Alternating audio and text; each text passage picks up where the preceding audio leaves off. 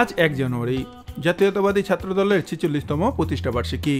১৯৭৯ সালের ১ জানুয়ারি বিএনপির প্রতিষ্ঠাতা সাবেক রাষ্ট্রপতি জিয়াউর রহমান ছাত্রদল প্রতিষ্ঠা করেন। নানা চড়াই উতরাই পেরিয়ে দেশের অন্যতম বৃহত্তর ছাত্র সংগঠনে পরিণত হয়েছে বিএনপির গুরুত্বপূর্ণ সহযোগী সংগঠন ছাত্রদল। প্রতিষ্ঠা বার্ষিকী উপলক্ষে নানা কর্মসূচি হাতে নিয়েছে ছাত্রদল। ঘোষিত কর্মসূচি অনুযায়ী সকাল ১১টায় শহীদ রাষ্ট্রপতি জিয়াউর রহমানের সমাধিতে পুষ্পস্তবক অর্পণের মধ্য দিয়ে শুরু হয় তাদের কার্যক্রম। এ সময় তার রুহের মাগফিরাত কামনা করে ফাতিহা পাঠ ও মুনাজাত করা হয়। এরপর দুপুর ১২টায় ইঞ্জিনিয়ারিং ইনস্টিটিউশন অডিটোরিয়ামের সামনে রক্তদান কর্মসূচি পালন করে সংগঠনটি। এছাড়াও ইঞ্জিনিয়ারিং ইনস্টিটিউট অডিটোরিয়ামে আলোচনা সভার আয়োজন করা হয়। এই আলোচনা সভায় প্রধান অতিথি হিসেবে ভার্চুয়ালি যুক্ত হন বিএনপির ভারপ্রাপ্ত চেয়ারম্যান ও জাতীয়তাবাদী ছাত্রদলের সাংগঠনিক অভিভাবক তারেক রহমান।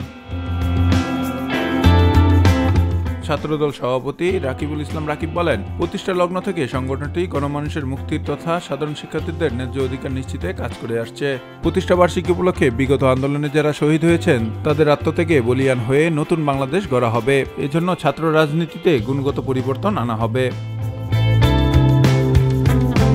তিনি আরো বলেন, সন্ত্রাস ও চাঁদাবাজির সঙ্গে জড়িতদের ছাত্রদলে স্থান হবে না। তৃণমূল থেকে কেন্দ্র পর্যন্ত সর্বত্র নিয়মিত ছাত্রদের হাতে নেতৃত্ব তুলে দেওয়া হবে। এটা তাদের প্রতিষ্ঠা বার্ষিকীর অঙ্গীকার। ভোরের পাতা নিউজ ডেস্ক।